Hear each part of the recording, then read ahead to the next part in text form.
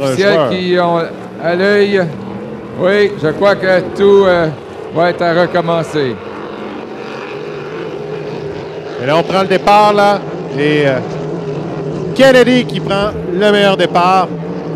Et là, finalement, on s'apprêtait à lancer un objet lumineux, mais une fusée lumineuse. Et là, on indique drapeau jaune pour signifier qu'il y a un bateau démobilisé, en espérant qu'il n'est pas dans une position dangereuse. Oh là là!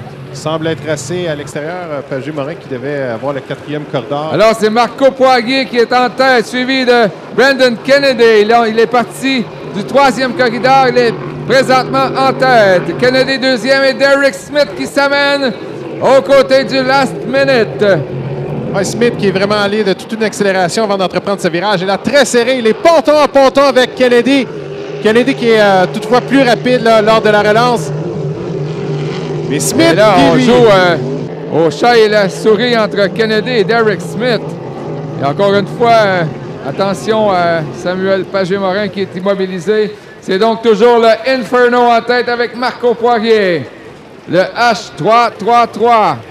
Ouais, Kennedy qui a eu une perte de puissance à la sortie du virage, là, très surprenante. Et ça a ouvert la porte à Smith qui, lui, a décroché la 2e position. Et là, il est à la chasse à l'Inferno. Et là, le Kennedy ne semble plus dans le coup avec le last minute, alors que le vent, encore une fois, s'élève soudainement. C'est vraiment par bourrasque. Alors, les pilotes devront faire attention. Toujours en tête, le pilote de Saint-Zotique, Marco Poirier, Inferno, H333, suivi du Adrenaline Rush de Derek Smith et du Last Minute conduit par Brendan Kennedy. Il faudra faire attention à Pagé-Morin parce qu'avec la force et la direction du vent, il dérive dans une mauvaise direction.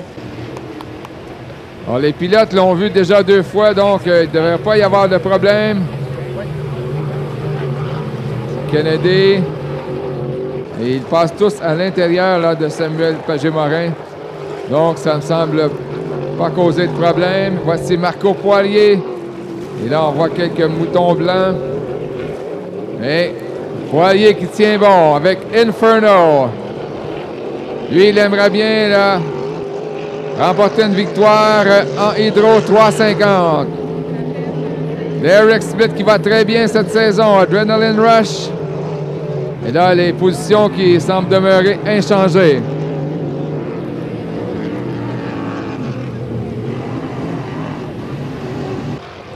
Alors, on nous confirme que Pagé-Morin était très, très loin à l'extérieur. Alors, il n'y a pas eu de problème là, au départ. On a pu éviter l'embarcation H16 de façon très sécuritaire pour les 3 embarcations.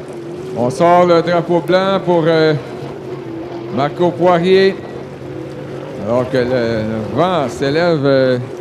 c'est le plus fort qu'on a eu là, depuis longtemps. Mais le comportement des bateaux semble bien. Drapeau blanc, dernier tour pour le Inferno de Marco Poirier. Toujours en 2e, Derek Smith. Alors Poirier, Eric, est-ce qu'il, avec une première place, est-ce qu'il s'assure d'une place en finale? Il faudrait vérifier parce qu'avec ça lui donnerait 50 points. Il y a déjà quelques embarcations. Là, on note Claude Bergeron, Mathieu Daou, Jonathan Abbott, Normansbury, Rochon et Lecomte qui sont devant lui. Donc, je ne crois pas que ça soit suffisant là, pour accéder à la finale du premier coup. Hier, je crois qu'il a eu une pénalité et n'a pas eu une grosse récolte de points. Mais cette fois-ci, cette course semble lui appartenir. Voici, on peut l'applaudir, Marco Poirier qui s'amène dernier droit avec le Inferno. C'est confirmé, victoire de Marco Poirier. 2e, Derek Smith, Adrenaline Rush. Et 3e, Brendan Kennedy avec Last Minute H8. Donc, c'est en effet des qualifications en Hydro 350. On reviendra tantôt avec la finale consolation. Oui, pour l'Inferno, c'était un problème électrique hier. Il avait réussi à démarrer l'embarcation.